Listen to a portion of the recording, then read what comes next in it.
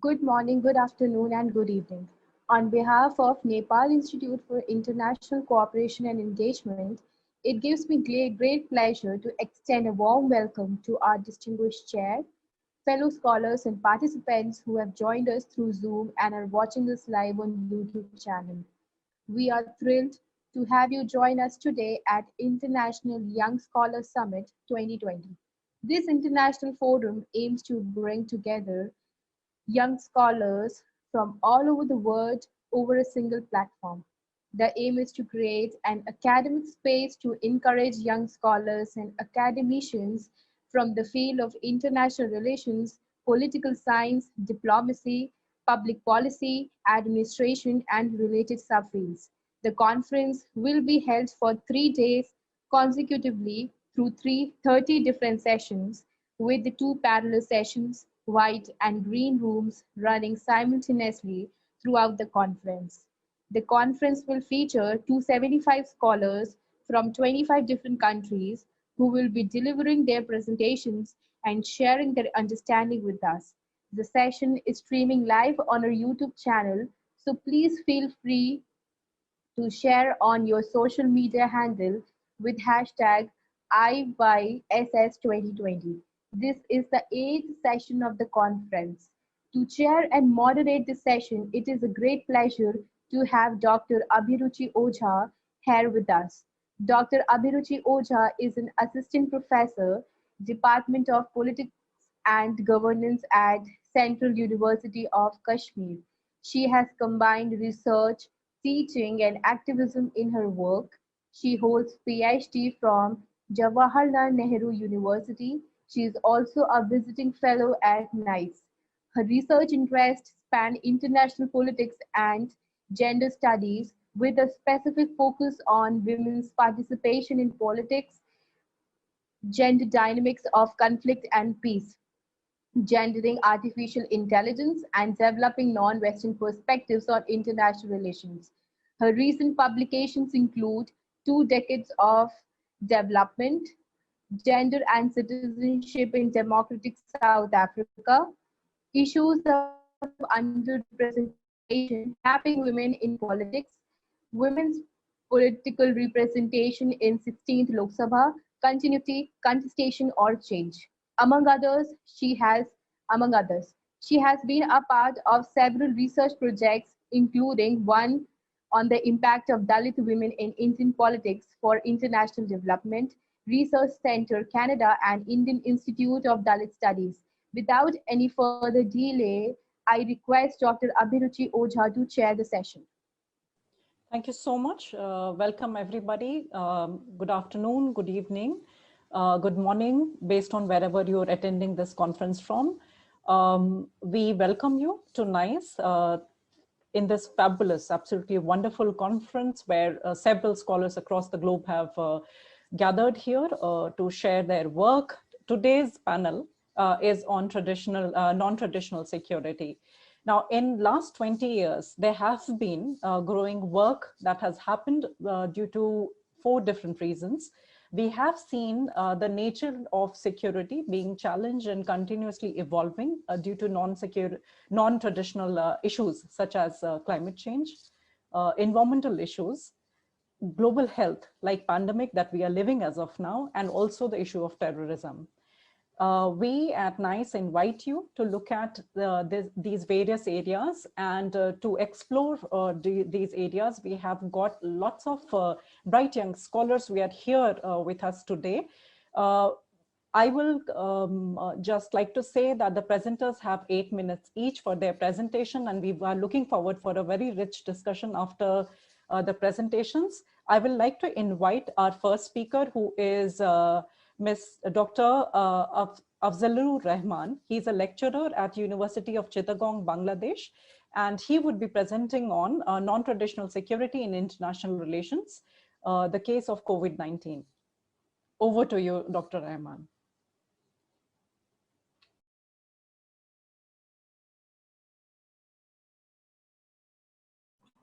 So am I audible and screen is visible to everyone? Yes, we can see your screen and we can also hear you. Okay, thank you very much, Honorable Chair, for giving me the floor, and also very special thanks to Nepal Institute for International uh, Cooperation and Engagement for giving me the chance to speak on this Young Scholar Summit 2020. So what I'm gonna talking right now today is about the non-traditional security in international relations and the case of COVID-19. So in general, okay. So these are the few issues that I'm gonna share with you about the brief introductions in the background and my research questions and objectives and what methodology I follow in my papers and final points is about the discussions point of my papers, including a very concise conclusions of my paper. Let's move on to the introductions. We know that in my papers I just only there is a specific time framing from 1648 to present. So we know that from 1648 in 1648 nation state was formed after the after the Treaty of Westphalia was passed by the European countries. So from that moment, state always, nation state very particularly, they are always solely focused on the security, and that security is about the traditional security, protecting their borders, and enhancing their military capabilities and preparing themselves for the war and preparing themselves from the unwanted enemy or like terrorists and many more things. Okay, so and there's another security concept that is non-traditional security already mentioned by our chair, that like issue of climate change, health, and energy security. There are many more things that are included. I'm not going to there, but I say that my concern of non-traditional security is there only the health. So we see that in international relations, after the, onward from first world until today, we see the dominance of realists are very visible, like E.H. Carr, Morgenthau, Waltz. Those are the few, realists who always influence international relations that recognized by the state and a state, regional cooperation agencies, and international body too.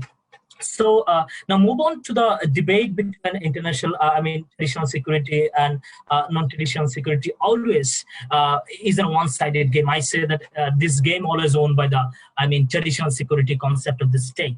So that is the reasons. If you compare the present military, expenditures of the world, then you see that 30+% of the world military budget is expanded by the USA, 40% is China, and rest of the, rest of the budget are the whole world. Okay, so let's look the, health budget is very minor, okay, in national level or international level. So outbreak of COVID-19 have poses two questions. One is, so there is a negligence of World Health Organizations. They declare these things as a health crisis or public emergency after around 2 months. Okay, so this is a very long time to announce the pandemic as an emergency. Because of that reason, many countries infected by COVID-19, including my country also. So, and secondly, that even if we neglect the WHO, we also have a major blame should be go to what I say that international community or global superpower. Over there, after the outbreak of the Ebola, SARS, and SARS-CoV, and also many other viruses, okay, who always, World Health Organization form different types of commissions, and they give a specific recommendations.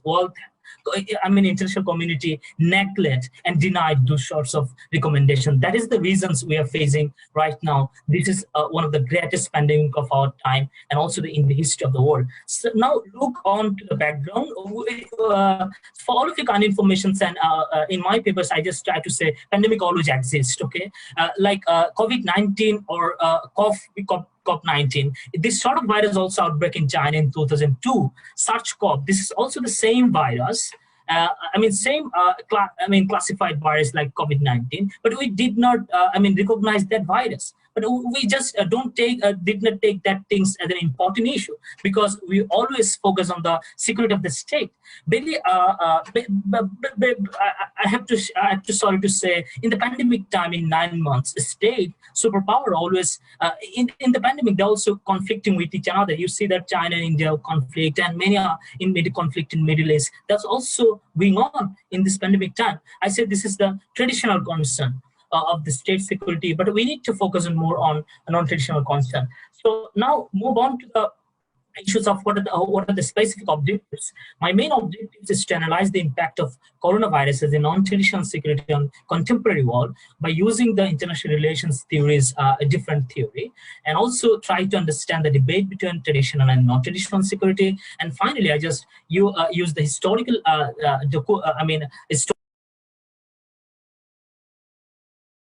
like what I say, what I said of comparison from the 1648 to present. And these are the research questions: how this pandemic became a security concern, why non-traditional security need more policy attention, what are the lawfuls of who right now have, and should you want to revise the World Global Health Law, and finally the how we will govern the global pandemic in future. So methodology I use in there, all the secondary resources and discussions. This is the important part of my lecture papers. Okay, if you go through the health security and the non-traditional issues, then we see there is an always state and the nations always have a tendency to focus on containment rather than prevention. You know what? That is the reason COP when this sort of virus outbreak in China in 2002 and after the outbreak of the Ebola and surge, we just consider those things as a short-term remedy and short-term steps. We did not take any long-term attempts or steps to solve this sort of problem. That is the reason I always focus on containment, not the prevention. And secondly, we see that there is one fine example that I want to show you, that how traditional security concern always been well managed by the state through the United Nations. You know what? When United Nations was formed, the main fundamental reason of United Nations is to halt the next world war, that is third world war. Okay, United Nations, I think that they're success enough to halt the third world war. Okay, so and secondly, who as organizations, they give different types of suggestions to. I already share with you that after the Ebola epidemic, there was a form of 4 commissions. That commission's report was neglected by the international community. Now move on to what are the fundamental problem we need to identify in the WHO. I mean, what are the limitations of the WHO right now? Number one is who is inability to reform. I mean, who is very rigid about their reform. And number two is there is a lack of coherence. Also, there is a lack of funding, and there is a lack of coordinations among the member state and the health minister about the proper, effective health policy. And finally, and last one is who also have a lack of a strong leadership that is visible right now. To some extent, USA blame the leader of the WHO that is biased to some specific country like China. I think that this is a leadership problem. We also need to recognize that things. So if I go through the present status, then we see there is a lack of coordinations in whose vaccinations production process. Also there is 6 vaccinations by individual country, but there is no vaccinations under the umbrella of the WHO. So that is the reason I think that in coming days, developing country will face more problem because of the price of the vaccine. I think that this sort of strategy also need to reform under the leadership of the WHO. So I say that WHO as an organizations from 1614, I will finish within 1 minute, okay, Speaker, Honorable Chair. So posing a strong question marks to the international community. After the 1948, the main objectives of the WHO was to attainment of all people's highest possible level of health benefit, okay, but it failed to give that sort of facility to the international community.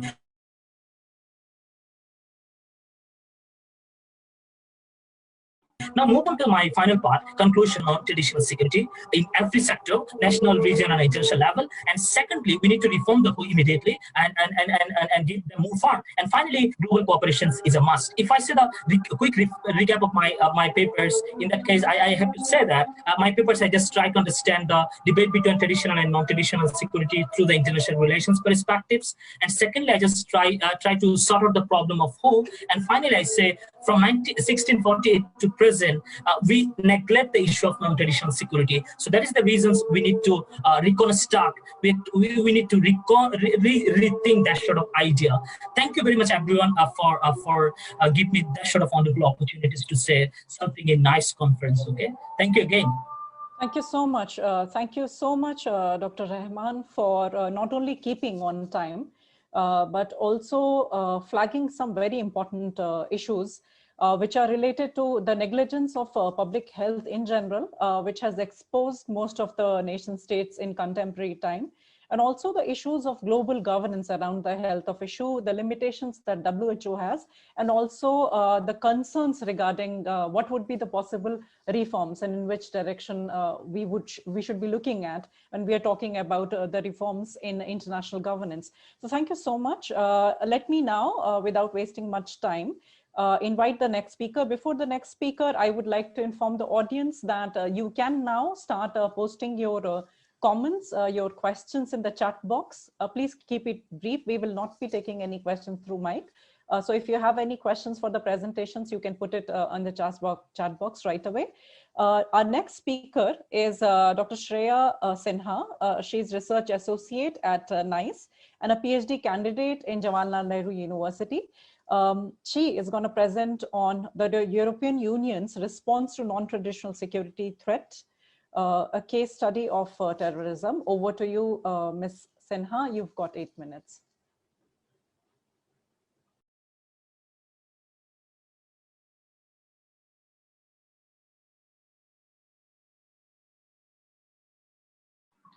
Ma'am, you're not audible. Can everybody hear me now? Yes, you're perfectly audible. Okay, thank you so much. Thank you, ma'am, for the introduction. As ma'am has introduced, I'm Shreya Sinha. The topic that I'm speaking on today is the European Union's response to non-traditional security threats. The theme of this entire session is non-traditional security threats, and the previous speaker has also taken a moment to describe it. Still, I would not go much deeper into it. I just want to give a broad framework. So when we talk about security, we know it can be divided into traditional and non-traditional. So with respect to my paper, which I'm presenting, traditional security threats primarily focuses on military threat, which is from traditional state actors. And non-traditional security threats are those which are from basically non-state actors. And in this context, terrorism is one of the biggest non-traditional security threats because that is where non-state actors actually emerge from. Terrorism was probably the first non-traditional security threat that came into picture in international relations. And I'm speaking particularly for European Union. So if we see the global security landscape, and in particular the security landscape of Europe, we see that it has undergone a change as compared to the Cold War period to the post-Cold War period. Because from World War II till the time Cold War was happening, and during Cold War also, security was primarily defined from a military point of view, because national security and nation security was security at that point. There was no concept of other kinds of security. We can see that in terms of military expenditure also, not just in Europe, but all countries across the globe. The military expenditure was high at that time. And when in the post-Cold War period, we see the concept of security actually expanding away. It did not include just national security or security military threats, but also other kind of security, which that is where non-state actors come in the picture. So that is the time people started to develop concepts like human security. Even though human security was there, but it is in the post-Cold War period that it became more prominent, and specifically to Europe, that non-traditional security threats and human security became more prominent in that period. So in this context, I just want to introduce terrorism. And terrorism, international terrorism, we know terrorism ever since globalization has taken place, terrorism has become more prominent because non-state actors, they are not completely domestic or they are not purely interstate. It is on the transnational scope and the porosity of borders that terrorism actually take advantage of. And in this context, European Union is actually a very prime target, because we know European Union is a bloc of 27 member states, and there are open democracies and open borders and free access across borders. So that is why European Union and Europe as a continent has been a soft target for terrorism. And ever since 9/11 has happened, I think this session is taking place quite timely, because yesterday was 9/11 and it has been 19 years since 9/11.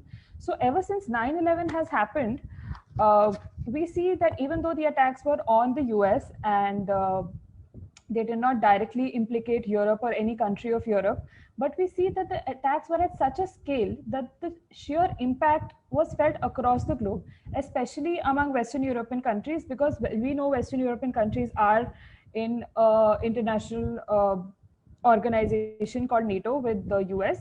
So when 9/11 happened, Article 5 of NATO was invoked, and most of the Western European countries, they were forced to support US in their war on terror. And many Eastern European countries, because of the Warsaw Pact, did not do this. But that is when Europe was also, the security of Europe was also very much impacted, is the point that I'm trying to make. And after that, also, we saw Europe became very vulnerable to terrorist attacks. 2004, the Madrid train bombings happened, and 2005, the London attacks happened, and the very recent Paris attacks also happened in 2015. So it was actually after 2001 that attacks in Europe also became more prominent, and Europe started recognizing terrorism as a serious threat. So in this context, I just want to point out that in 2003 is actually the first time that the European security strategy came out, and that is when non-traditional security threats were actually properly documented for Europe, because they came out with 5 important security threats to Europe. And these were, I would just like to read them out: proliferation of weapons of mass destruction, regional conflict, state failure, organized crime, and terrorism. So we see in 2003, terrorism is the first time that terrorism is mentioned in any European Union security related strategy or document. And subsequent to that, 2004 and 2005 attacks were happening, and we see then the European Union counterterrorism strategy came for the first time in 2005. So the EU counterterrorism strategy came in 2005, and it focused on basically 4 ideals. These are prevent, protect, pursue, and respond. So we see in these 4 ideals, we kind of get an idea of the approach that the EU was taking towards terrorism and towards counterterrorism. It is very different from the American approach. The American approach to attacks was a war on terror. They declared war on terror. It was a completely military-based reaction. They were treating terrorism as a state actor, because you declare war against a state actor, right? So they declared war on terrorism. But EU and European countries and European member states, they did not follow a war on terror approach. They have adopted a criminal law enforcement approach. They treat terrorism as a crime, and they don't treat terrorism as a state actor who is attacking them. They treat it as a criminal offense. Basically, police and judiciary, they have major roles to play in the EU. So when you compare the American approach to the European approach, this becomes very evident that Europe is actually focusing not just on the reaction part, but is also focusing on how to prevent and how to protect their citizens before the terrorist attacks are actually happening. They try to focus on the root causes of terrorism. They are focusing the origin of terrorism in actually a nexus of not just security, but also security and development.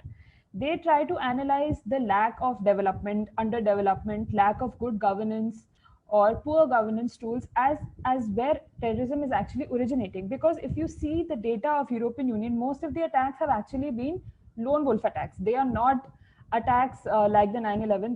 They cannot be historically traced back to a particular organization or a particular terrorist group. They are mostly radicalized lone wolves within European soil which are attacking. So the point that European Union is trying to make in its strategy is that you do not have to focus on just countering terrorism. You have to focus on the root causes of terrorism and how to prevent radicalization, on how to prevent underdevelopment and bad governance, so that these problems do not arise in the first place. Yeah, and at the same time, there have also been several drawbacks in EU's counterterrorism strategy. One major drawback that I would like to talk about, which is important in this non-traditional security aspect, is that because EU is a collection of 27 member states, making a decision at the supranational level, at the union level, becomes very difficult, because member states obviously have their national and sovereign interests at hand first. That is their first parameter to while devising any policy or any strategy. So for the EU to formulate a strategy and to make sure that all member states are okay with it, there is a lot of lack of coordination and lack of harmonization that happens there. Political will is a picture. The governments are changing in every member state, so that is an issue. So these are few issues that they need to overcome in order to become a more effective counter-terrorism device. And this is important. In conclusion, I just want to say that that is the most important thing: political will and coordination between member states, because a supranational structure like EU, while countering a threat like terrorism, which is transnational in its scope in the first place, so it is important for those member states to coordinate, for the different implementation agencies within EU, which are multiple, to be able to coordinate and cooperate amongst each other to effectively counter terrorism and to effectively counter this non-traditional security threat. That's it. Thank you. Thank you so much. I think I'm blessed with brilliant participants who are keeping to the time, so I don't have to sort of worry about that. Thank you, Ms. Sinha, for flagging up several issues. You have been able to very successfully contrast the terrorism, counterterrorism strategies between America and European approach. You have also looked at flagged issue of development and governance, and then what are the challenges that the European Union has and how they are responding. It's a fascinating thing. One can think of many questions that comes to the mind, considering the fact that when you talk about non-traditional security, terrorism is something that is much worked upon, and the other aspects don't really sort of are worked that much. So in that context, there are a lot of, I hope that there are a lot of questions that you have triggered in audience's minds. So thank you so much. Let me now move on to our next speaker. Our next speaker is Dr. Ambika Kumar Tripathi. He is an assistant professor at Mahatma Gandhi Central University, and he is going to speak on COVID-19, a non-traditional security threat. Over to you, Dr. Tripathi. Thank you, Dr. Oza. I'm audible? Thank you, Dr. Oza, and I'm thankful to NIICE for inviting me in such a wonderful young scholars forum. I think the major issue regarding non-security threat has been already discussed by the two eminent previous speakers, Ms. Sinha and Mr. Rahman. So there is nothing much left to speak for me in theoretical background of non-security threat. So everybody knows that the discussion about the non-security threat came in serious discussion around the academia, late 60s, late 70s even, and it becomes core after 90s. As Ms. Sinha told, terrorism, and I think the intellectual academia is also keeping terrorism in a category of non-traditional security threat. But I think the time we are living right now, we have to think about that the terrorism is really a non-traditional security threat, because of the many nation states know that terrorism is the reality of the time, and almost every state is almost prepared to cope this thing. But some kind of sudden threat which came from from nature and from the human intervention. So that these things must be categorized in terms of non-terrorism security threat. And the biggest one is now the world is facing COVID in terms of COVID-19. The point of what I'm going to focus is basically what COVID, in the COVID period, what the world seeing right now. The most of the biggest the countries who has a big economy are not prepared for such kind of threats coming from non-traditional category of threats. So we saw the almost all economies has been flattened in trying to flatten the spread curve of coronavirus. So I think the most important part, what the Rahman has discussed already on the part of WHO. I would like to say now health is no longer confined within a domestic border, and this is the great lesson we learned from this pandemic. So the health security issue is the one of the most important aspect we are facing right now. So the one of the most important submission from my side is now the international organizations like WHO, even United Nations have to think about in a bigger framework that can cover the health security issue in terms of non-traditional security threat. And also the second important thing that this is the repercussion of this COVID problem is downfall of the economy. The most almost all big economies has been fall down, and they registered negative growth in GDP growth in negative terms. So I think I think the 10 million people of the world not the 10 million, but 130 million people will suffer from this such kind of economic fall down. So another most important part that we have to think in terms, especially the nation state, and to think in this regard, how to secure their own people in such condition. The post-pandemic society, the post-pandemic period is still, our imagination, unless and until vaccine came. So how the international organization and the nation state have to think in terms of health security of their people, and also in terms of economic security. We see the tragic stories from the different corner from across the world, especially from the India, of the migrant laborers. We saw the people, walk from miles to miles to reach their own homes. Even they reach their home, they face different kind of social issues, and they have to they have to quarantine. Even they're not affected from this virus, but they have to quarantine. They have not quarantined, but they are alienated from their families, their homes, their jobs. So these are the some important issues that the pandemic has shown us.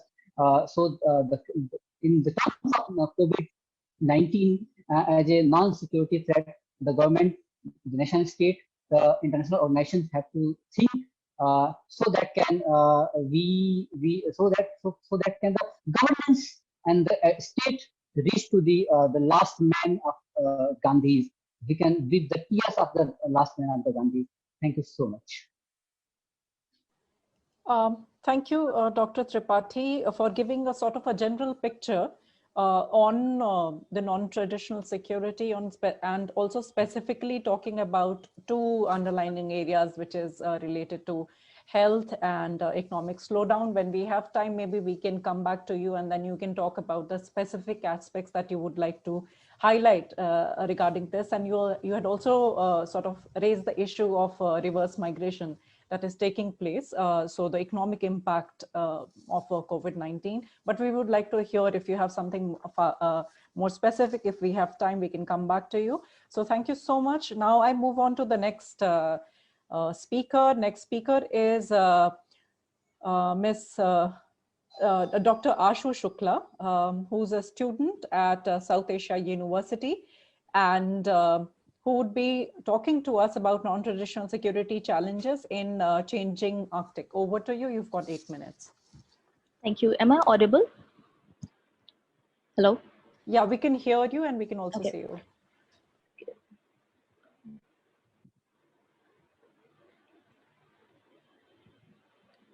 Okay. First of all, I would really like to thank NIICE Nepal for giving me floor to present my views. So I'll be presenting my paper on non-traditional security challenges in the changing Arctic. The paper is divided into three parts. First, I'll very briefly define what is non-traditional security issues.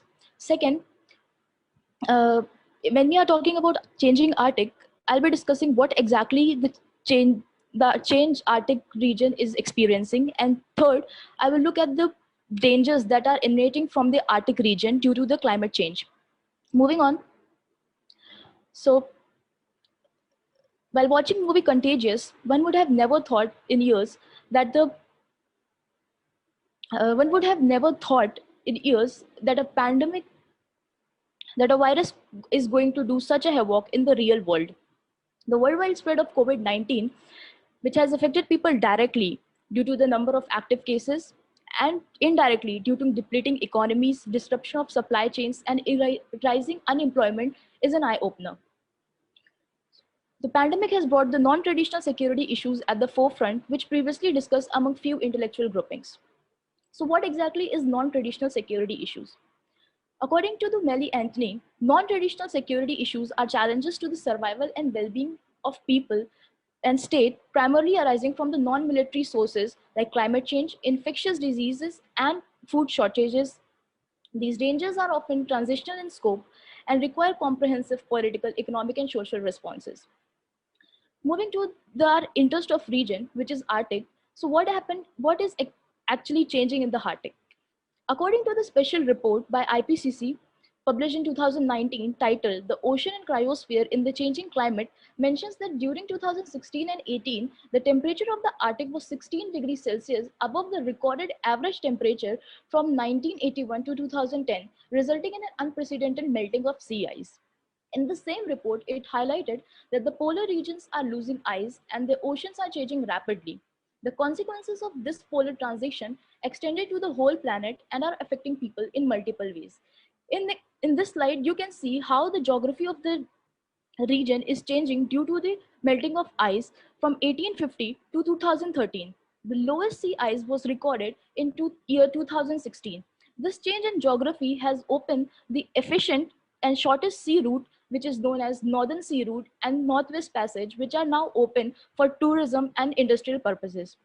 Not only this, there is also an estimated that the US Geological Survey has estimated that natural resources, and there are abundance of natural resources in the Arctic region, and it mentions that by 2007, more than 400 oil and gas fields containing 40 billions of barrels of oil, 1,136 trillion cubic feet of natural gas, and 8 billion of natural gas liquids has been developed north of the Arctic Circle. And here in this slide, you can see the undiscovered oil and gas in the major 5 Arctic states. Moving on, the engagement of the Arctic state at more substantial level has introduced industrial projects like drilling of natural gas, manufacturing oils, pipelines, which local communities oppose as it will put their culture, environment, and livelihood under grave danger. Moving on to the dangers that are emanating from the Arctic due to climate change are here in 2020, 9 June, you can see the Northern nickel accident has happened, which is a nickel producing firm in Russia. And here you can see the sea has turned into red because of the oil spill. And this is about 20,000 tons of oil, diesel oil, that has been released into the river. It has been reported by BBC that the accident will pollute freshwater bodies and harm natural habitats. The effect of such accidents will directly impact the animals and indirectly humans due to the consumption of fishes and other water bodies. Moving on to this, the lifestyle of Arctic people and communities are very different from the rest of the world. The warming Arctic and melting of permafrost have exposed the resurrected viruses that were buried 75 years ago under the ice sheet. The 2016 Siberian heat waves exposed the decayed bodies of reindeer and humans to the surface and released anthrax spores, causing the death of around 22,000 reindeers It is also believed that anthrax infected 20 local people and killed 12-year-old boy in the region. Here, in this report by BBC Earth, you can see that there are disease hidden in ice and they are waking up. In respect of such events, Mark Nuttall and Klaus Dodds in their book on Arctic mentions that this freakish event, however, served as a reminder that viruses have a nasty habit of being resurrected.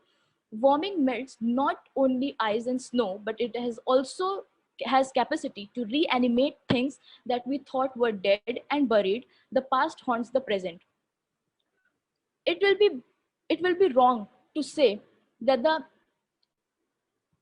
measures to handle these events due to climate change is not happening. The region is also a site of seed vaults, which is dubbed as Doomsday Seed Vaults, built in Norway, that's supposed to protect thousands of crops from all over the world from the climate change, natural disasters, and war. The vault is capable to preserve seeds without human intervention, but due to warming permafrost, it has been reported that water reached to the vault gates, and now people need to intervene to make sure the vault is protected, which clearly fails the main purpose to build vault, preserving for the doomsday. Moving on to the concluding part, in respect of the Arctic, intergovernmental organizations like Arctic Council and Arctic Circles that look into the cooperation, coordination, and ensures the participation of several ethnic communities are working to preserve the Arctic region from the ills of climate change. There is a need of an effort at a larger pace to keep the impact of climate change minimum. Recently, as you can see in this slide also, in January 2020, the doomsday clock created by the Bulletin of Atomic Scientists in 1947 as a metaphor to indicate how near we are to the end of humanity or catastrophe set the clock closest to the midnight than at any other time in its 75-year lifetime. According to the scientists, in setting the clock to 100 second to midnight, the risk that involves are worsening nuclear threats, a lack of climate actions, and cyber-enabled disinformation campaign that undermines society's ability to act. Joint actions are required to carry out measures to tackle the problem of climate change. And towards end, one should remember what David Attenborough said in respect of climate change, that surely we all have responsibility to care for our blue planet. The future of humanity and indeed all life on Earth now depends on us, and also depends on what we are going to do with climate change in coming 10 years. Thank you very much. Thank you so much, Ms. Shukla, for talking about climate change in terms of non-traditional security. Also, because we are living in a time where you would also have a lot of organizations trying to influence policy processes who are living in denial. So what your presentation is successful in doing is not only telling what does it mean when we talk about climate change, but also what are the lived realities of people who are living in the spaces where it is happening, with specific reference to Arctic, but also how greater impact it is having in contemporary time as we are speaking today. So thank you so much for flagging these issues. Now, let me invite the next speaker, Dr. Shabana Fayaz, who has joined us here from Pakistan. She's an assistant professor and head of the department at Quaid-e-Azam University at Islamabad. Today, she is going to speak on challenges of youth de-radicalization, Pakistan's case. Over to you, Dr. Fayaz. You've got 8 minutes.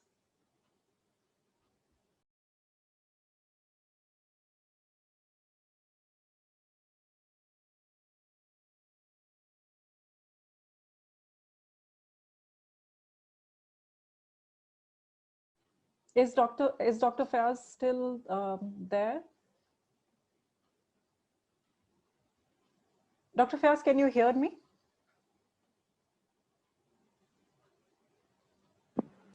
Is it fine now? Yes, yes, perfect. Hello, all right, everybody. Over to you. It's a wonderful opportunity to be a part of all this all-powered session.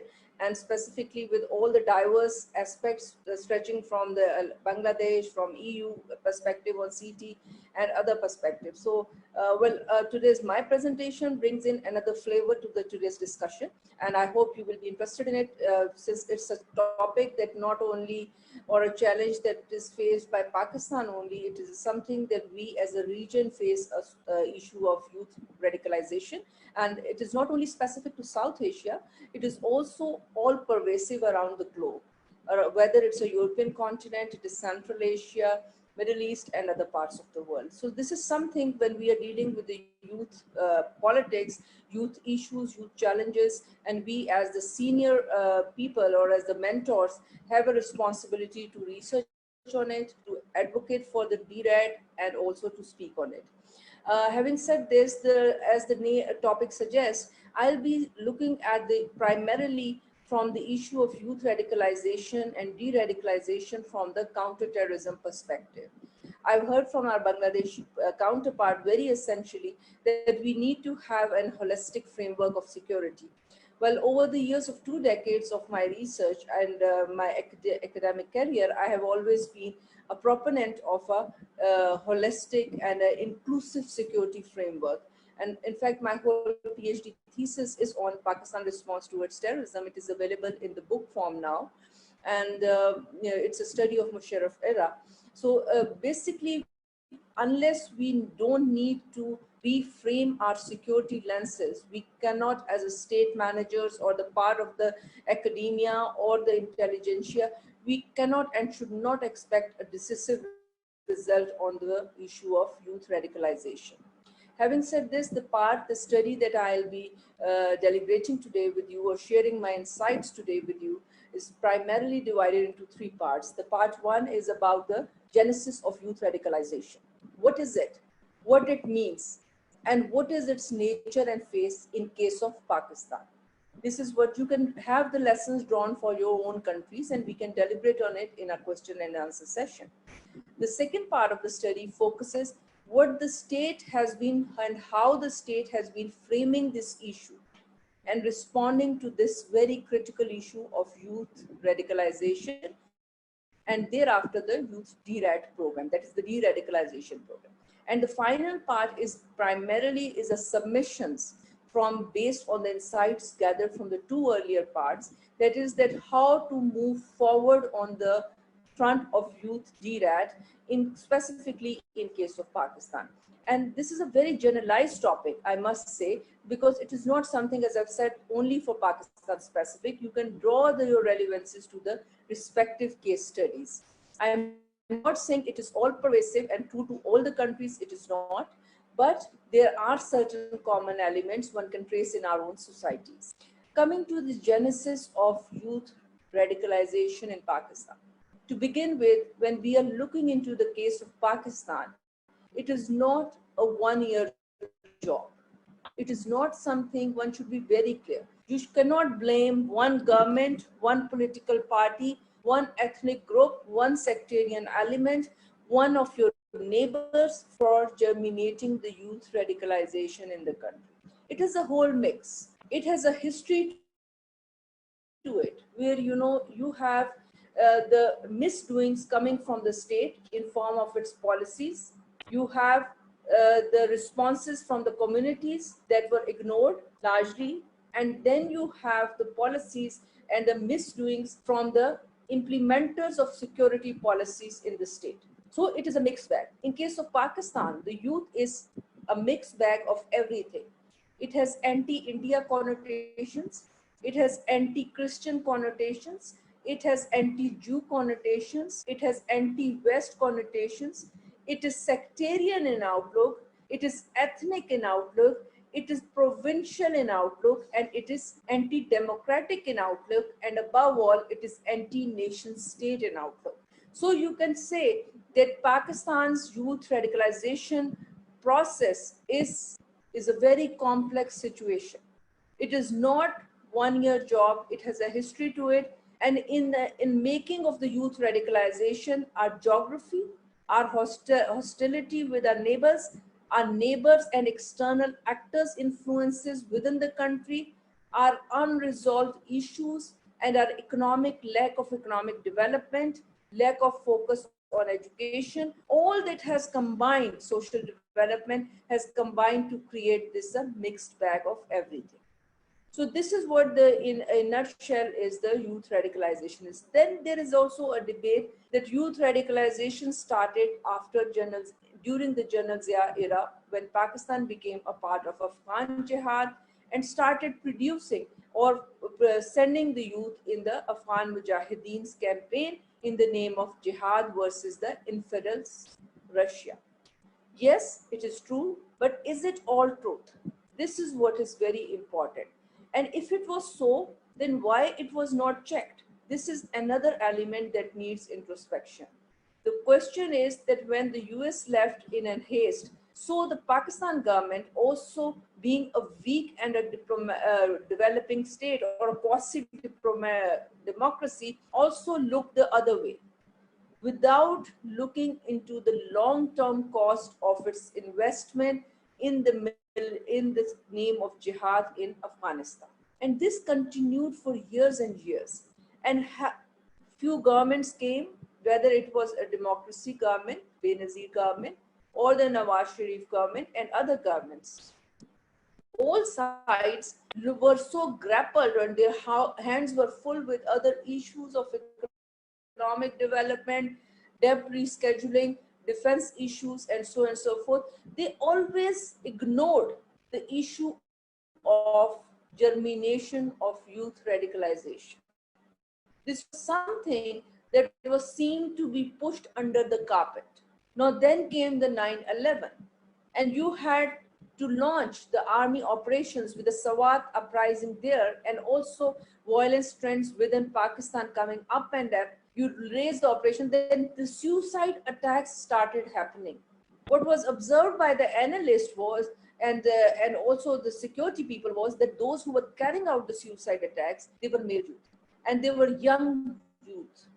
So that was very alarming. That's where a point where, you know, the army, the security people, the civilian people, and the political people started thinking that what is wrong with our youth? Why they are following and they are sacrificing for something that is supposed to be an anti-Pakistan, you know, anti-state activities? Why they are getting into this? So there came a realization that we have to put our house in order. Have we put our house in order? This is a big question mark. I will leave it open to the audience.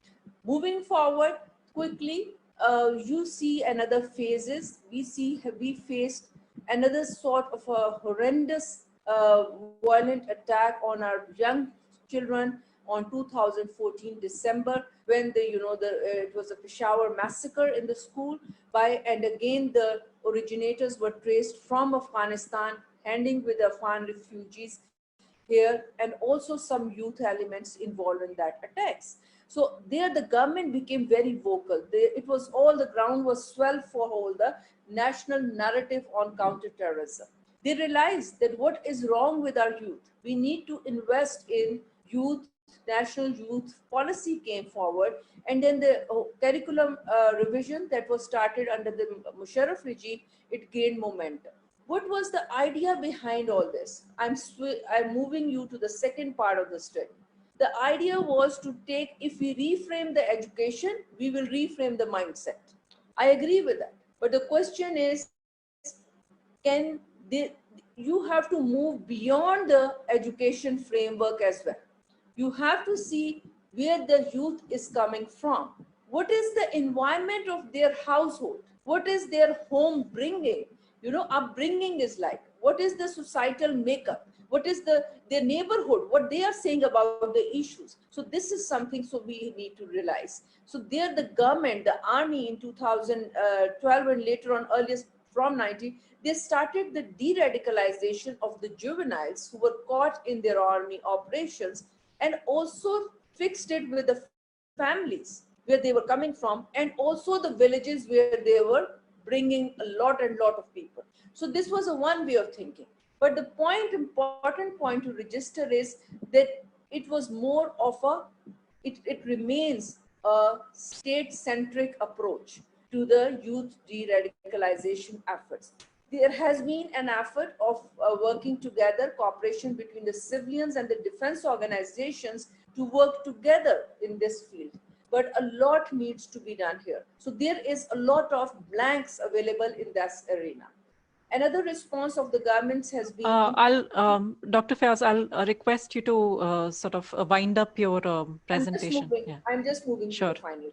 Thank you. Another important point is you need to have a state and societal partnership. This is one of the major takeaways of WISE study, that you need to rewrite this contract, the state and people and state contract, you know, when we are looking into the society, where the state is the savior, the people are the facilitators of the security. So unless that is reframed, you cannot look into the DRAD program. And the DRAD program of the youth has to be inclusive in nature, and it has to be a generational task. It cannot be a regime-specific approach. Thank you so much. Thank you so much, Dr. Fayaz, for talking about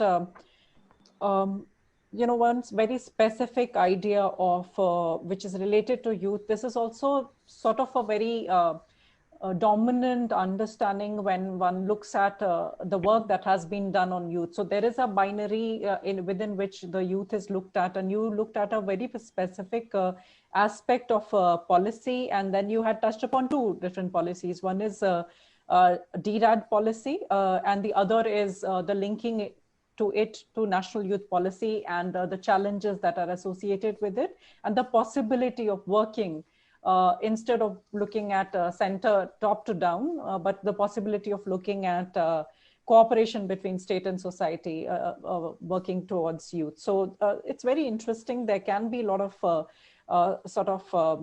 questions that can come into mind, but let's hope that there are questions.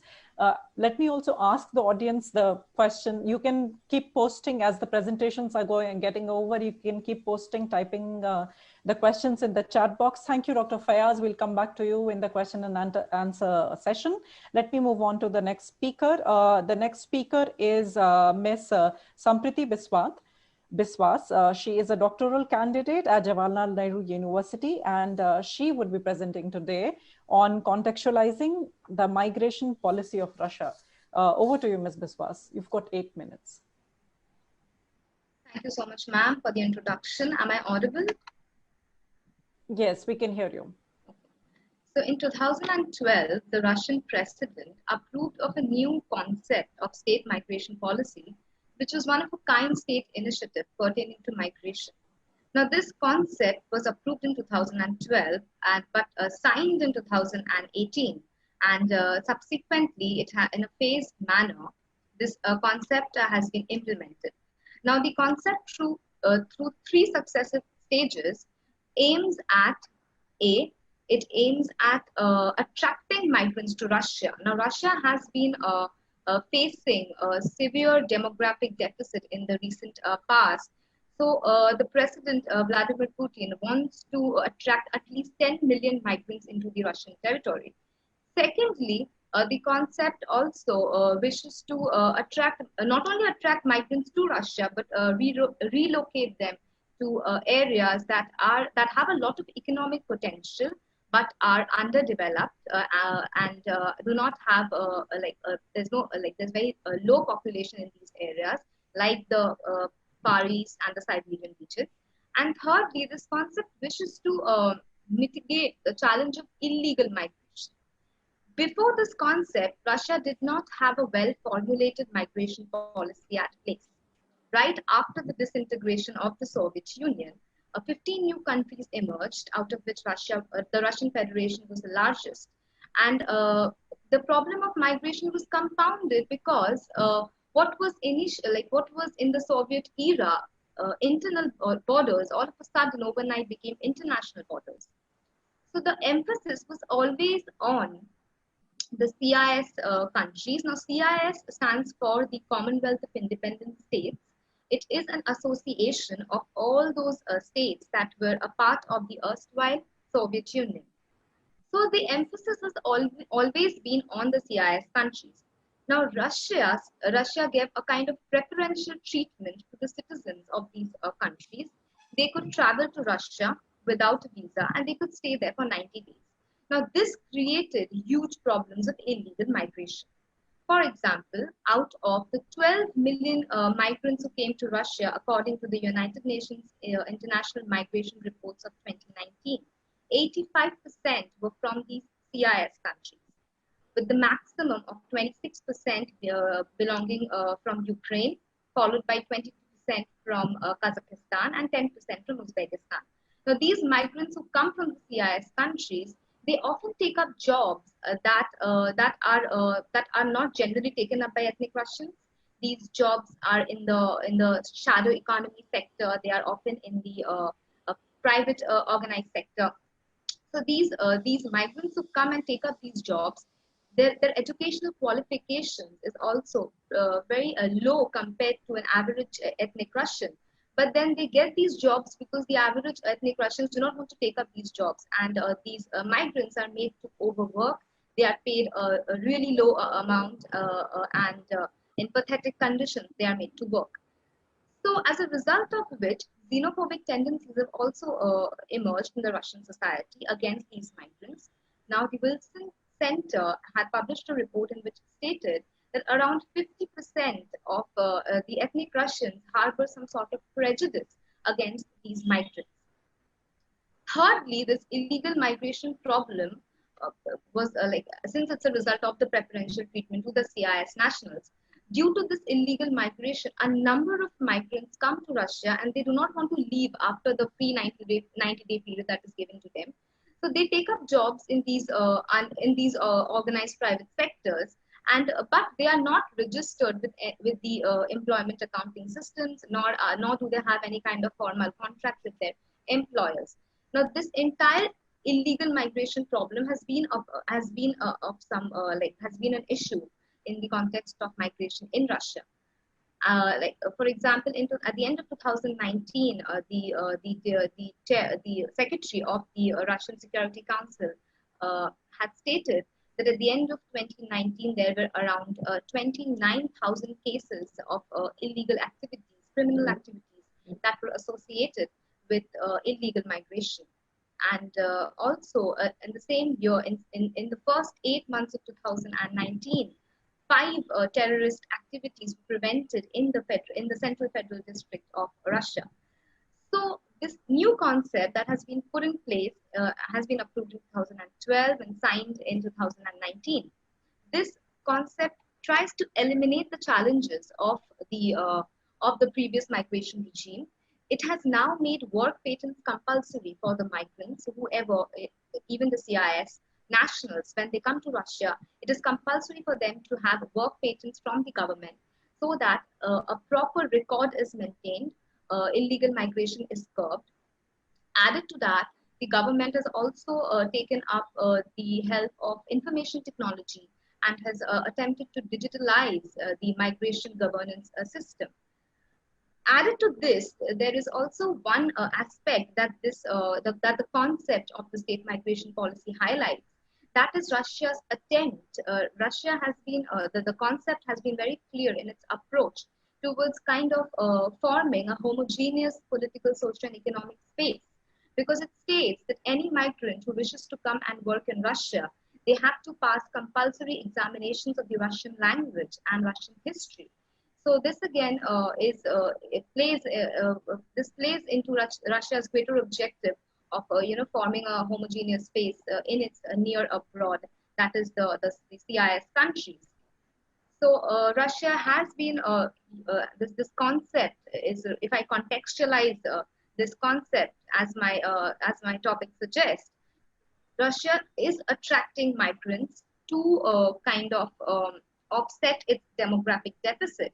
It wants skilled migrants in its Far East, in its northern regions. But at the same time, it has taken up the issue of illegal migration that was very much prevalent in Russia due to the previous migration regime. And though this migration concept is a one-of-a-kind state initiative, which was for a very long time absent in Russia, there was no well-formulated policy of migration policy though this is a kind of a one-of-a-kind initiative, yet there are certain challenges that is present in the concept. For example, the concept talks of a number of category of migrants, but it's willing to give citizenship, as I said, because of the demographic deficit in Russia. Russia is willing to attract as many migrants as possible. But at the same time, the concept does not take into account the category of migrants who wishes to travel to Russia, work there for a considerable period of time, and then return to their home countries. This concept does not talk about them. Secondly, the concept is extremely centralized. It has been approved by the President of Russia. And since it is centralized, it does not give any role to the regional and local leaders to have any kind, it doesn't give any scope to these local leaders to engage with issues of migration, therefore making the process of this entire process of integration at the societal level difficult. And thirdly, Russia is kind of using this concept has been appealing to the compatriots of Russia. Russia has been harping on attracting compatriots and Russian-speaking migrants into the Russian territory. This entire appeal to the compatriots is basically playing out in Russia's greater objective of kind of propagating a Russian cultural world, which is bigger than the territorial entity of Russia. So all in all, these are the limitations because this policy can be used by Russia to have a leverage in its political relations with the weaker neighbors that is CIS countries. So with that, I would like to end my presentation. Thank you. Thank you so much, Ms. Biswas. You have touched upon very important issues regarding non-traditional security. You have looked at several layers of analysis on Russia's migration policy, not only about attracting migrants, but also the issue about relocating, the labor rights that are associated with it, the problem of xenophobia, which is on the rise, due to the dynamics that are changing due to migration policy. And also something that that we had missed out earlier is an aspect of non-traditional security which is very crucial, which is that of cyberspace. And I hope that in further discussion, this also we get the chance to unpack this idea as well. So thank you so much for flagging these issues. We would come back to you during the discussion. Let me move to the next speaker for today's event. Our next speaker is Mr. Kaiful Bari. He's a student in Jamia Millia Islamia, New Delhi, and will be presenting on Eastern Mediterranean from gas exploration to changing geopolitics. Over to you, Mr. Bari. Thank you, Chair, and thank you all the members, and thank you, NIICE, for giving this opportunity. It all started in February 2018, when there's an Italian company that had explored 3.5 cubic trillion of gas in Levant region, and after that, everything in the Eastern Mediterranean is like shuffling and is meta state. Meanwhile, we have been seeing the news that tussle between Cyprus, Greece, and Turkey has been rising, and in this paper, I want to map out 5 points, like starting from how regionalism is getting shape in Eastern Mediterranean, and gas exploration is affecting that that whole geopolitical figure, and the dispute between Turkey and Cyprus. So Eastern Mediterranean has always been important to Europe, and in today's world, natural gas is the remedy to the Paris Agreement, and it has been estimated that Eastern Mediterranean potential is so much that it can fulfill the need of Europe and Eastern Mediterranean for almost 50 years. But the Turkey and Cyprus are engaging in the conflict since the northern part of the Cyprus is of a Turkish population. It is held by Turkey. So there is a conflict in the understanding of the area to explore. Like Turkey hasn't signed UN Convention of Law of Sea, so it believes in the continental shift theory. Like if continental till the continental shift, the state has right to explore the gas and all. But the Cyprus, which is immediate neighbor of Turkey, is trying to solve its economic, energy, and further many more crises through this exploration. And the East Med Forum, which has been created in the last 5 years, it includes Israel, Greece, Cyprus, Egypt, but it has very distinctively excluded Turkey. And for Turkey, it's like it was its natural right to be in the forum. And at the same time, Turkey has this issue that it has all the facilities to export gas to Europe, but why to create a new one which passes by Cyprus, Greece, and then exporting its gas to Europe? But the situation in the region is like Libya. Libya is the largest country in the Mediterranean. So now Turkey is trying to be in agreement with Libya so that it can counter the opposite force, that is East Med Forum. And the whole this changing geopolitical scenario is like putting the whole region on a time bomb. Like in any instance, there could be an uncontrollable escalation. The situation in the past few months, in which Turkey exploration ships have get engaged with the Greece maritime. So all these things, which makes us ponder back upon the how regionalism works. For any region to be successful, there must be 3 to 4 points which need to follow. Like there should be equal benefit to all states. Second, there must be a focal point. Like for example, in European Union, there is a focal point like Germany that drives the whole union.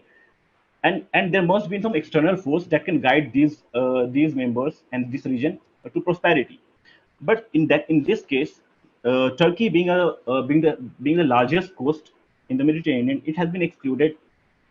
And opposite to that, Israel, Greece, and Cyprus are trying to export those gases to Europe, and bypassing Turkey. So all these things have aided Turkey, and at the same time we have been witnessing the rise of populist government throughout the world, and the same goes for the president of Turkey. And he is trying to garner the whole nationalist wave of the country, and try to assert himself as a modern Ataturk. So for this and we need to also focus on the why gas is so important for the Eastern Mediterranean. So since a century ago, the whole gas and oil went to Saudi Arabia, UAE, Kuwait, and basically OPEC forum.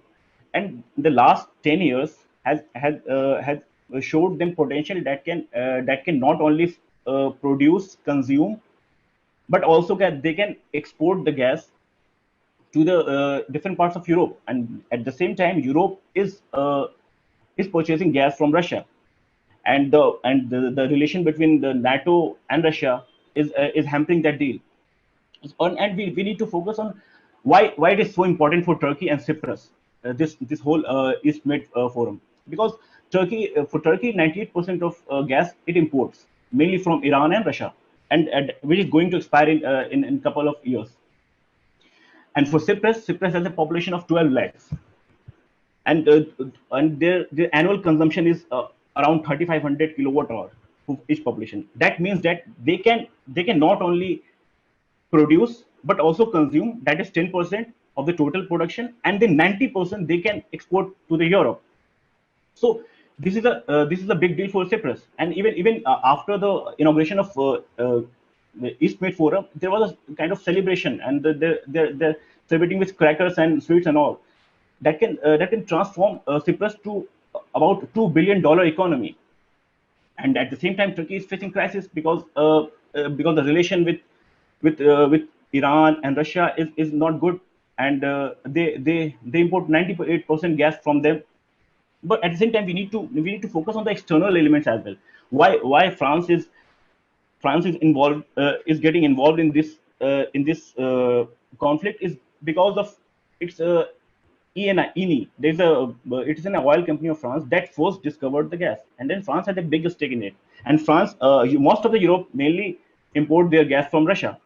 And the recent, we have seen the poisoning of the opposition leader of Russia, and all these things is aggravating the situation. So they are, and the pipeline between the Europe and the Russia is Nord Stream 2, and Nord Stream 2 is, and at the same time Trump is playing it. Trump has been openly declared that Nord Stream should be abandoned and the focus should be on East Med Forum.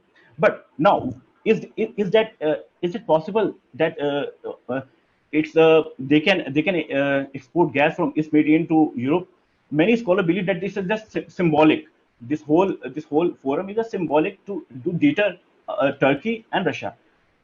So overall, all these debates and conflicts is getting from bad to worse in especially in last 1 year. So and we have seen the failure of any region without the proper guidance and without the involvement of all the stakeholders. And in this case, Turkey has been excluded, and it's all these things are aching Turkey to go to any extent to preserve its sovereignty. Thank you. Thank you so much, Mr. Bari, for presenting several aspects of some limitations of regionalism in the Mediterranean, the issue of energy security and related dynamics. Thanks for the presentation. And let me now move on to Dr. Apsana Gautam, who is from Southwestern University, Philippines, and she'll be presenting on COVID-19. It's ophthalmic manifestations and eye protection. Over to you. Thank you, ma'am. Thank you so much for this opportunity. So my today's topic is ophthalmic manifestation, eye protection in COVID-19. I'd like to start by sharing my screen.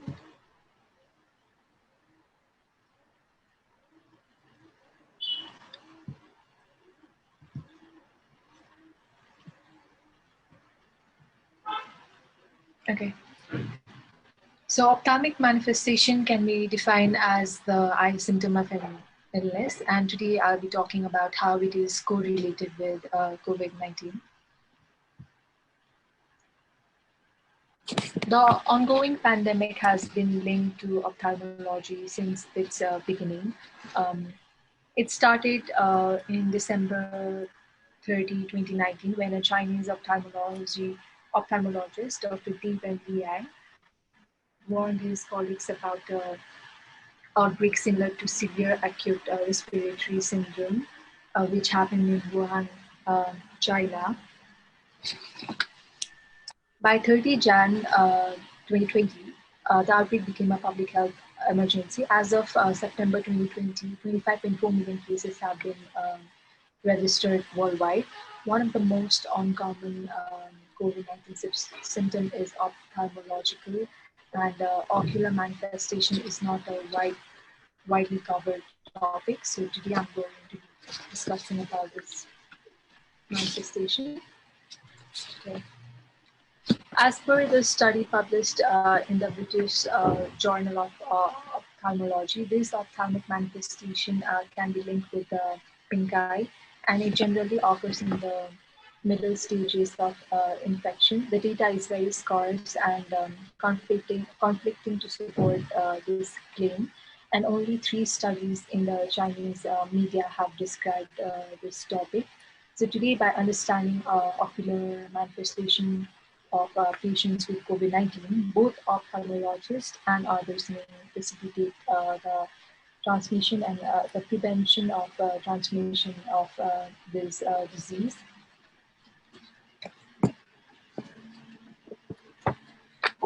So one of the first series reported by in our hospital center in Hubei province, China, where out of 38 hospitalized patients, 12 patients with COVID-19 reported such ocular symptoms. And this ocular symptoms is only presented in very severe cases of COVID-19. Here I'll be talking about a more common symptom called pink eye, which is also commonly called as conjunctivitis. This symptom may not be as common as other symptoms like fever, dry cough, and fatigue. Research has also found it seems to be a more common symptom in people with very severe cases of COVID-19.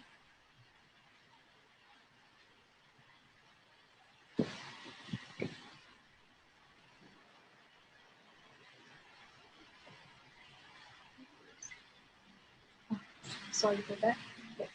Some reports suggest that those healthcare workers who did not wear proper eye protection were tested positive with ocular abnormalities. One of the first cases involved an anesthesiologist who performed an intubation procedure without ocular protection on a COVID-19 patient. She was later diagnosed with COVID-19. Thus, this shred of evidence supports the theory that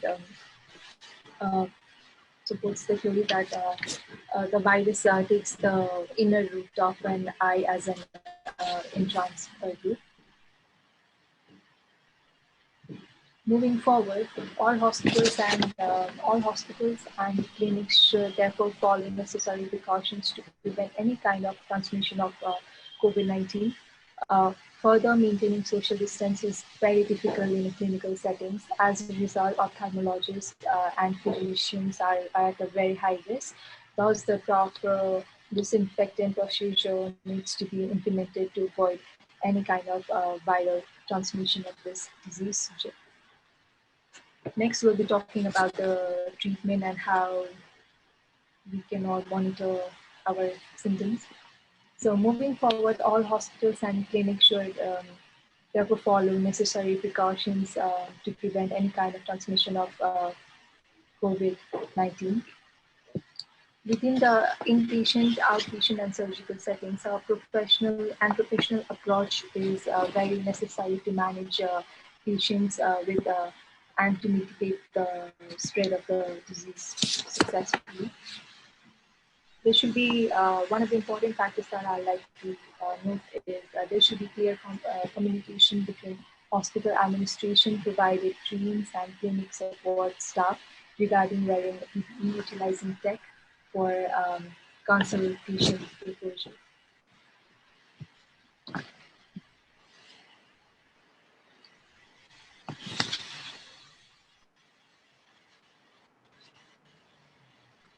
So one of the most commonly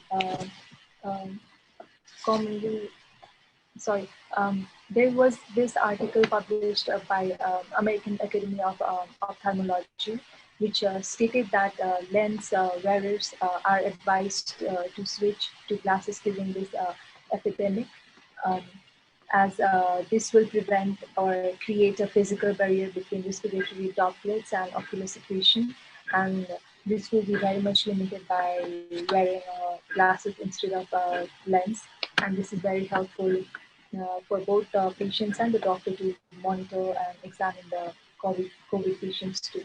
The suggested precautions also include personal protective equipment, also known as PPE, that is highly effective to prevent frontline workers to control and prevent the viral spread. Patients should be instructed to avoid touching the eye, nose, and mouth. With these ocular measures combined with the recommended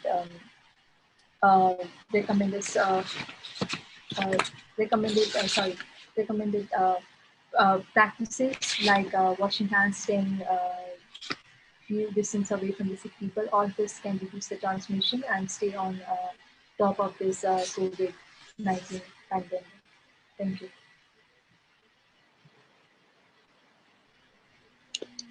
Thank you so much, Ms. Gautam. You have talked about something that is not part of the public discourse or the information that is provided by state, which is so the issue of lack of information on ophthalmic health and its related sort of health consequences for in case of COVID. So that's something that we know for sure that it's not part of either general information that is provided to people and also the larger public discussion.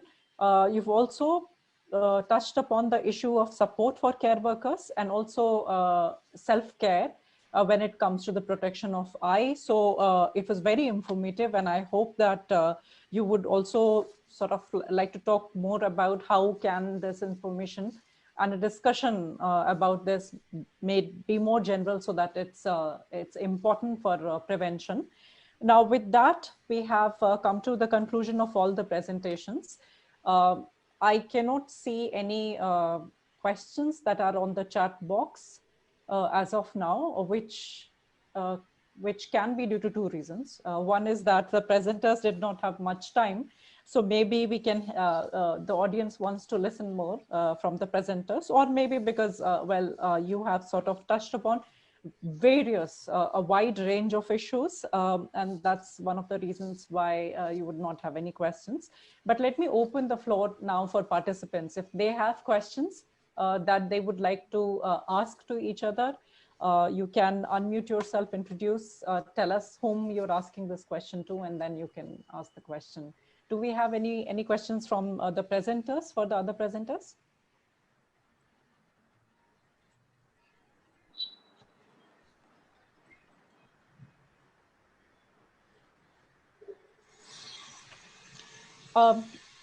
So while the presenters and the audience is framing, let me flag a few issues that have come from the presentations. As I said, the presentations were wide ranging. Several issues have been touched upon, which are very critical to the understanding of non-traditional security issues. And definitely a discussion on this area and further work would be more enriching. We had talked about COVID-19 not only from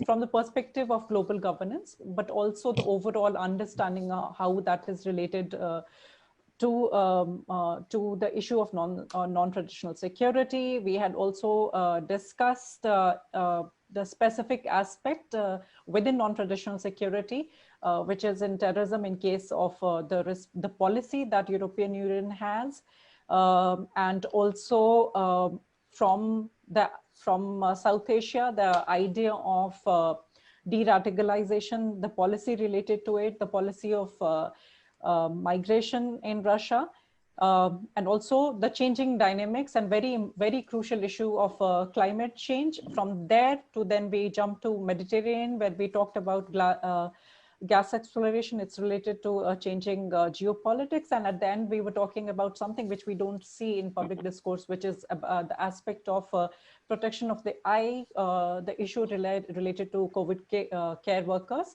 We've got one question, and I'm going to read it out to you.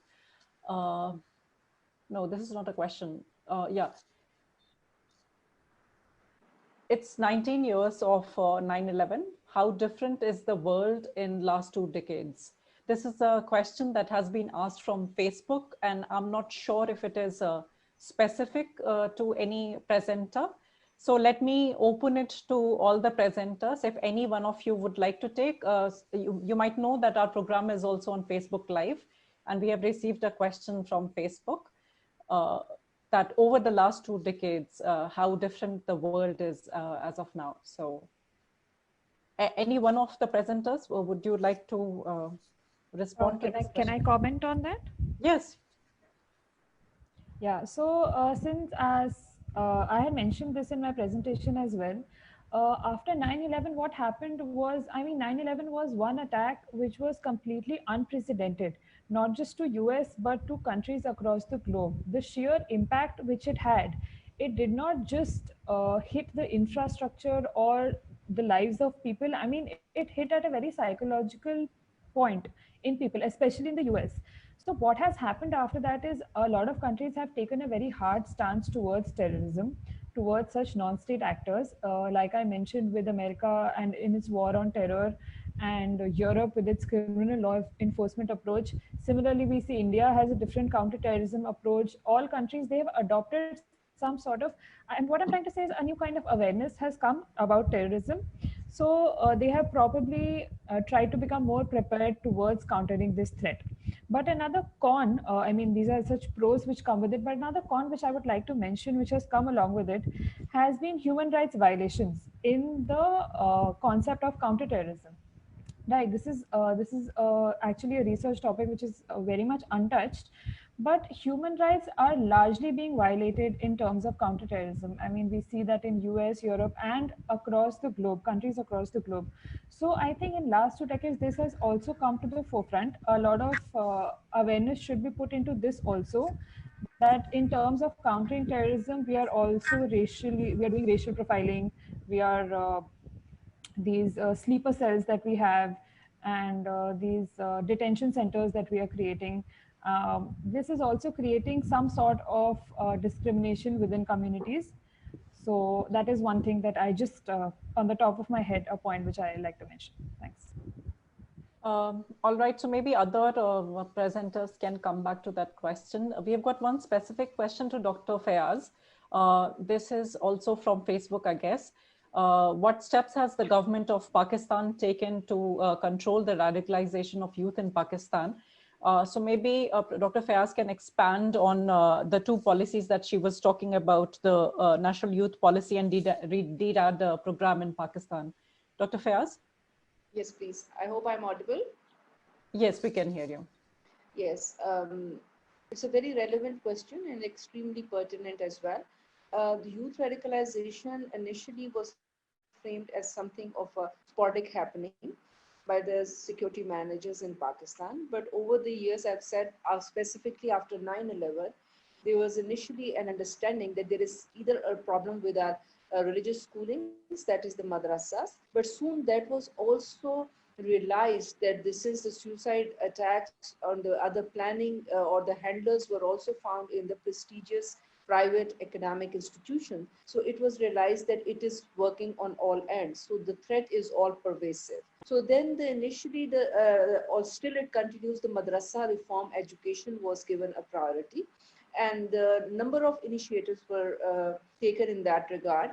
I've been part of the dialogues between madrasa clerics and also the government officials in between. That what I realized it that initially after 9/11 and the years 5, 6 years or 10 years after following that, there exists a lot of gap and the distrust between the both sides, and specifically the clergies. They think that it is the curriculum revision is a Western sponsored agenda, and it will really disarm or it will deform the Quranic education. So as we have been practicing over the 70 or hundreds of years. So this fear, what I realized, the government through its gradual approach of integrating the madrasa reforms and equating it with the formal education as well, degrees, in a sense of curriculum development, it has bear some fruit.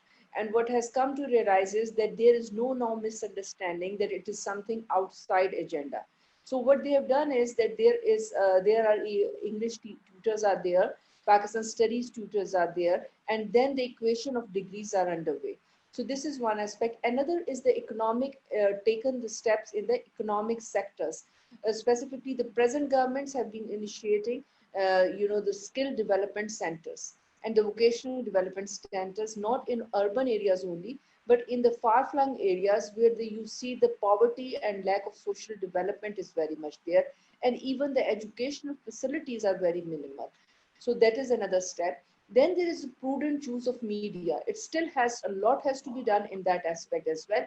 They have started the radio programs, and then radio programs, television dialogues, and trying to involve the people specifically in far-flung areas of Balochistan and the KP and the former FATA areas, where through the sports, the peace messages are being given, and involving them sports in other community-wise. And another important aspect has been the use of uh, what I've said is the skill development, education, political mainstreaming of the youth development. Youth councils, and especially in the case of the COVID happening, the government initiated very skillfully the Tiger Youth Forces, where the youth were given a responsibility to spread the message that you have to take these measures, where the community should be aware and vigilant not to make the spread of, the COVID a big happening, and also involved in the relief sector. So these are sought, but having said this, I must say this is not as a complete successful story. We are on the road to derad of the youth, but a lot needs to be done on this front. Thank you so much, Dr. Fayaz. We've got more questions for the speakers. There's one question which is from YouTube. COVID-19 is one of the non-traditional security threat, and its impact is not less than a world war. How much importance does non-traditional security threat get in international relations? And how much importance the nation states give to it. Now, I guess that this is something that can be taken up by Dr. Rahman or by Dr. Tripathi, or maybe both of you. Okay, thank you very much. So for the questions, I think that in the international relations, as because of the lack of time, I didn't explain that. There is a very dominant theory like liberalism. So over there, liberal or new liberal, they are trying to focus on traditional, more than non-traditional security in their own agenda, like Robert Kiyosaki and many more. Okay, Giuseppe and many more liberal theories. They're focusing on the idea of non-traditional security in the agenda through the liberalism. So I think this is ongoing, and this is the discussions in the international relations. If you say the result, then I already shown you that the result is we have World Health Organizations. They're also working. They're also predicting the upcoming pandemics and other stuffs. But the problem is with the behavior of the state. They are more on the realist approach of national security, like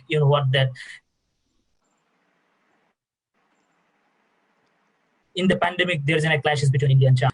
There is an existing knowledge. We need to use that sort of knowledge that we are using in terms of the European Union use that sort of knowledge, and also Southeast Asian also use that knowledge. I think that we can utilize that sort of issues, as this is you already compared these things within a world war or war. So I think that this is the time I can to think about all those things. Okay, I hope you understood. Thank you so much again. Thank you. Thank you for your response. Now let me move to the next question that has come to us through Facebook. Can any of the speakers throw light on the radicalization of youth in other South Asian countries, especially India and Bangladesh? So this is open to everybody. I'm going to read the next question as well, which is directed to Dr. Apsana Gautam. And the question is, you talked about impact of COVID-19 on eyes. Does eye have any impact on psychology of the person? What our health impact will COVID-19 have on human beings in days to come? So this is a much more broader question. So before Ms. Gautam takes it up, let me ask if any of the speakers here, any of the presenters would like to respond to the question on radicalization in other South Asian countries, in India or Bangladesh, or would Dr. Fayaz like to talk about her work, which also looks at other South Asian countries? Yes, thank you again, Dr. Uja. Radicalization, I've said earlier, is not something only focuses on one country. This is a very complex phenomena, and youth radicalization is that it is primarily tied to the perception of youth about its understanding, and also the frustration of youth about its environment. So whether it is within the country, it is within a community, or it is outside the country and at the global level. So if you look into the South Asian youth radicalization, it is again a pack of complex identities. You have the multiple identities within the South Asian countries. First, it starts from their own ethnic, sectarian, and religious identity. It then goes to their communal identity. It moves to their obviously religious identity, economic and social understandings, and also to the national identity and their identity versus the other nations living in this part of the world. So it is very, very complex. Now, what important point is that the youth in South Asia is sitting on a slippery slope. They are vulnerable, and these youth are exploited by the highly vocal and intelligent minorities, whether they are, or the majorities, whether they are political, religious, economic, or whatever, and they are using these people for their benefit. This is one approach. Sometimes these youth become so motivated, then we see an issue of lone actor, undertaking. So they themselves become motivators of change and use the violence as that. I recently concluded a study on the religious narratives of COVID in South Asia, where I have looked at the India and Bangladesh as well. So this is basically the religious. Now, in the case of India and Bangladesh, the both religions, in case of Bangladesh, you have a different undertones of some object radicalization look beautiful and in case of might India, affect our psychology. So we have no.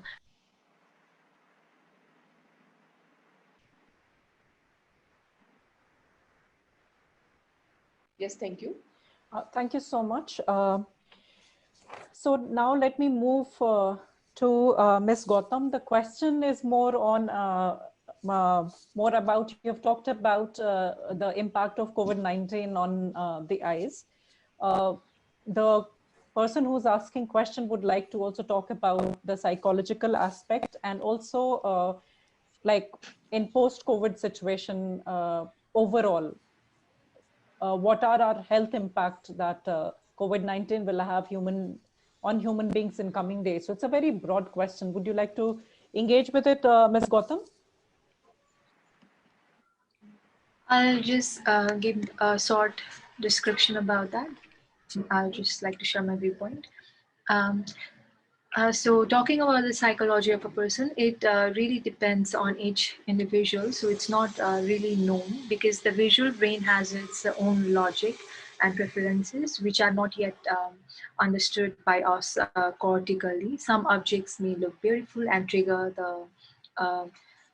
the same psychological aspects in our brain. So knowledge of non-visual characteristics affects how objects are seen. So it really depends. And it's a case-by-case basis. And the other question, so I am not really sure how to broaden the topic and answer that, but I do believe that it affects psychology of the person if there is any visual impairment, because we believe that eyes are one of the most vital part of the body. So but if there is a close cooperation between ophthalmologist and mental health professional, it is a very key way to help the patient with vision eye impairment. What other health impact will COVID-19 have on human? The virus keeps on changing its strain, so it's very hard to know what else it can do to humans. Though a lot of scientists are researching about that, even it is very hard to come up with a proper injection or proper virus injection. So I like to conclude by saying that at least 5 to 10 years. So we are still unaware about lots of possibilities that COVID-19 might have on humans. So as time will come, inspect on the subjects more broaden health impacts or negative aspects will come into highlight. Thank you. Thank you so much. We don't have any questions in the chat box as of now. Do the presenters have questions that they would like to ask to the fellow presenters?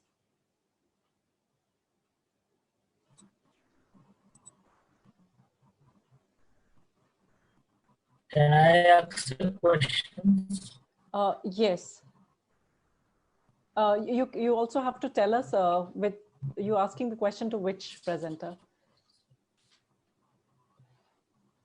So I have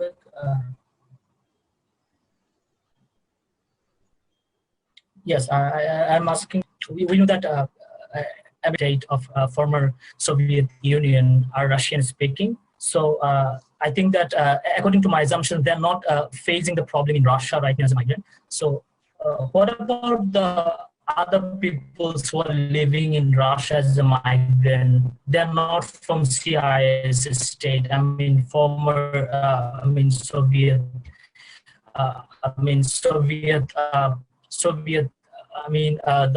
The part of the Soviet Union. Okay, what about? Okay, there's the questions to that particular speakers. So another question is to the Ms. Sinha is, do you think that Brexit will impact on the ongoing combat, strategy of European Union to combat the terrorism that you told in your presentations? So that's it all. Thank you so much. Thank you. Thank you. The questions then is to Ms. Sampriti Biswas and then to Ms. Shreya Sinha.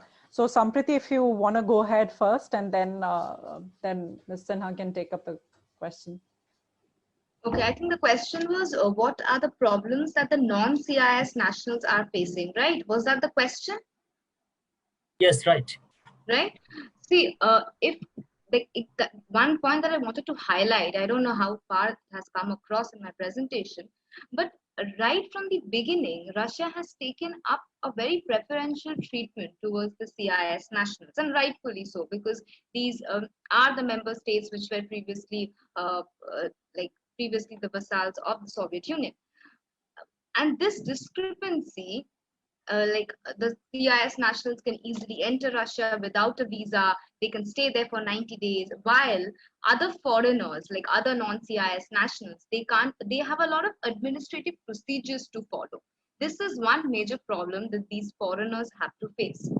Coming outside the CIS, nationals who come from outside the CIS region, they have to undergo various administrative and bureaucratic procedures to get a work patent, to get other permits, residence permits, and it's very easy for the CIS nationals to get it. So this is one problem. Secondly, even when work patents are given out, the kind of preferential treatment that is meted out to the CIS nationals, Russia does not have the same kind of treatment to other foreigners.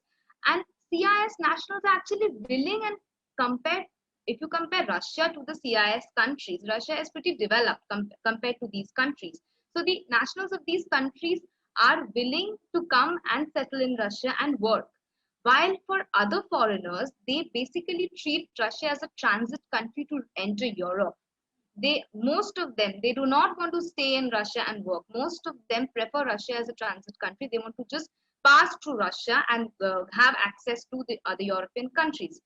So these are the two major problems that in my work, I don't know how much I've highlighted, but these are the problems that firstly, the bureaucratic and administrative procedures, even employers who wish to kind of sign contracts with foreigners, they have to enlist why do they need foreigners, and how many of them do they need in their how many of them do they need to kind of employ in the work. All these needs to be presented to the government for authorization.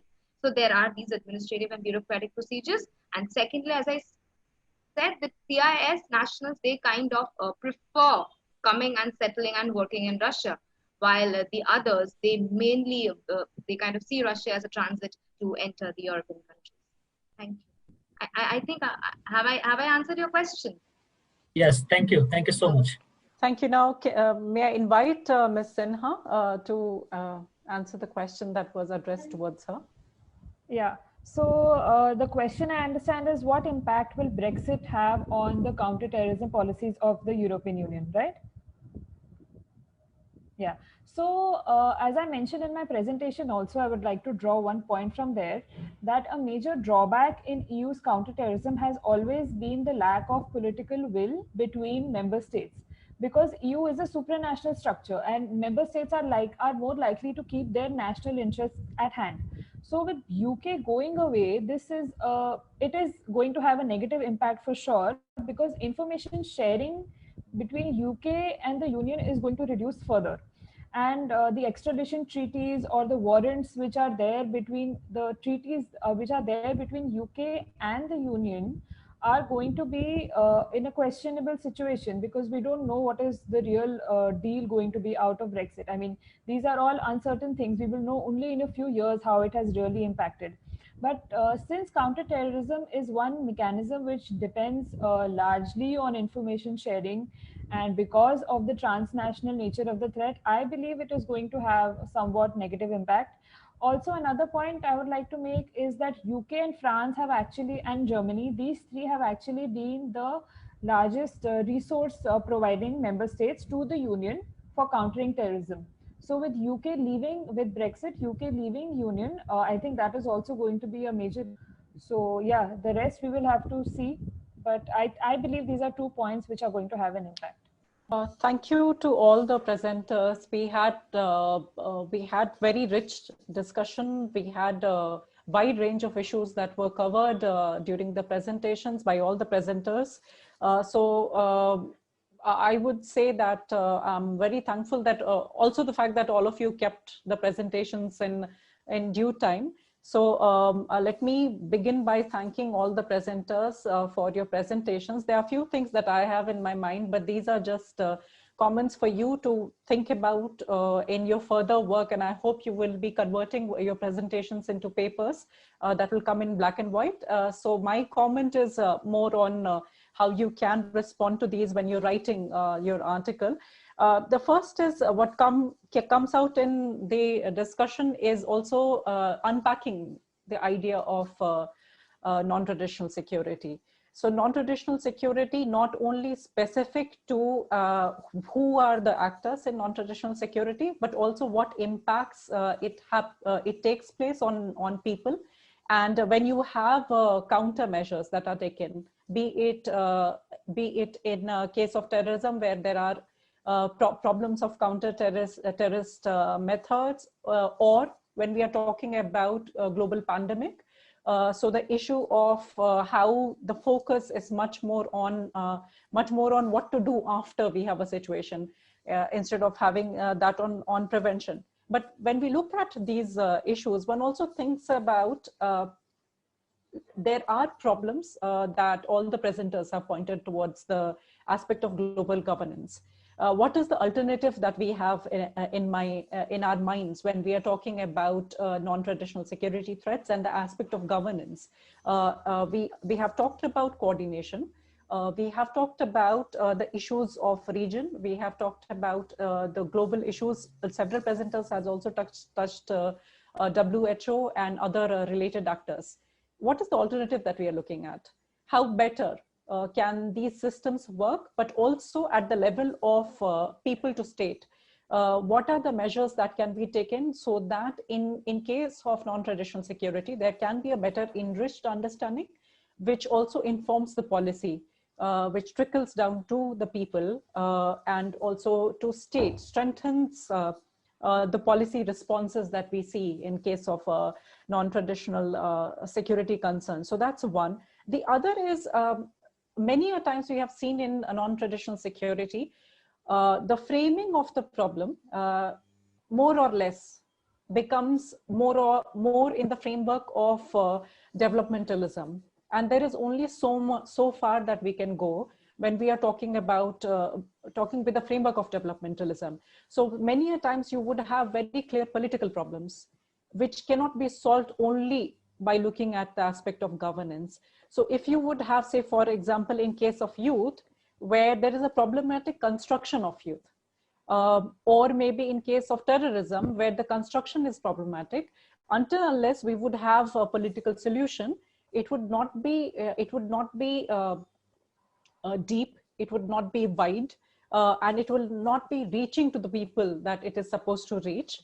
Also, in case of when we are talking about issues of migration or economic possibilities, what we really miss out is how these problems are sort of address different people differently. Say, for instance, when we're talking about issue of migration and the policy, say, for instance, what Russia has taken up, there is also an aspect of how gendered that policy is. And the changes that the state is talking about, there is a very important aspect, possibility of looking at it through gendered lenses. And also, who would be the stakeholders that one can engage with, that one can invite to make sure that when we are having a conversation, when we are having a dialogue on non-traditional security, it does not limit itself to talking about centering all the ideas only at the state or at the international organization. So such that it is a more meaningful conversation. But these are sort of broader ideas that I wanted to flag so that it can be taken up. Maybe you can respond to them when you're writing your paper. Let me thank all the presenters. You have been very nice to me. Not only because you made the presentations in time, but also together this panel has been able to look at various wide range of issues, touch upon all of them, and maybe with further research we can go to the depth of each one of these issues. So thank you, the presenters, for the fabulous presentations, and I'm also thankful to all the people who have posted their questions in YouTube, through Facebook, and also through the chat box here. And I'm also thankful to the organizers. NIICE, it's a Leviathan task that you have at your hand. It's just the first day of a brilliant conference. All the best for the conference. Thank you so much. With this, distinguished speakers, chair, ladies and gentlemen, we have come to the end of the 8th session.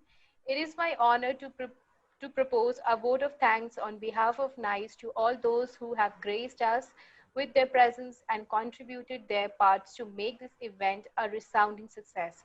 First of all, we would like to express our gratitude and sincere thanks to Dr. Abhiruchi Oja for agreeing to the session today.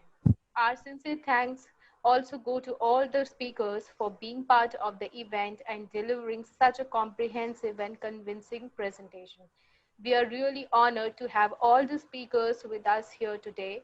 We would like to acknowledge our gratitude to our friends from the diplomatic community, experts, academia, and media, and different organizations.